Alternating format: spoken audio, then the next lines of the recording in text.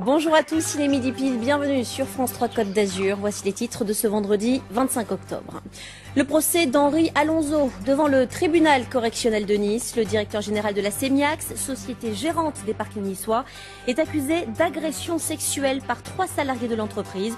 Une affaire qui avait provoqué la démission forcée de Benoît Candel. Nous serons sur place dans quelques instants. Ce midi, après avoir été une première fois reporté, le procès d'Henri Alonso, directeur général de la Semiax, se tient donc depuis ce matin au tribunal correctionnel de Nice. Avant de nous rendre sur place, voyez ce rappel des faits signé Nathalie Layani. C'était en juillet dernier. Nadia Jamouli sort du commissariat. Elle vient de livrer aux enquêteurs niçois sa version des faits.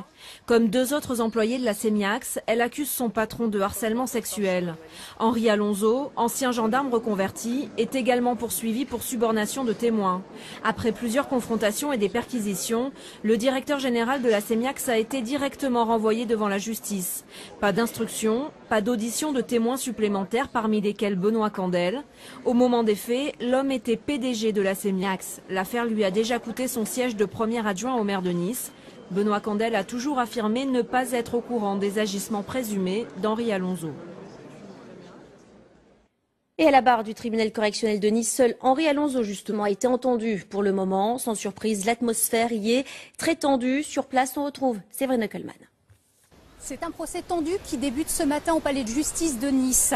À la demande des parties civiles, le procès se déroulera à huis clos partiel, c'est-à-dire que seuls les journalistes peuvent assister à l'audience. À la barre ce matin, Henri Alonso, le directeur général délégué à la Semiax.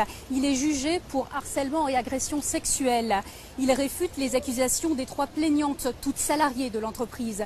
Je n'ai jamais eu de relations sexuelles. Je ne me suis pas exhibée ou masturbée devant elle. Je n'ai jamais touché personne. C'est parce qu'elle, Nadia Jamouli, l'une des accusatrices, a été licenciée. Elle se venge. Dans la salle d'audience, la tension est à son maximum. Les échanges houleux entre les avocats de la défense et ceux des parties civiles provoquent même une suspension de séance.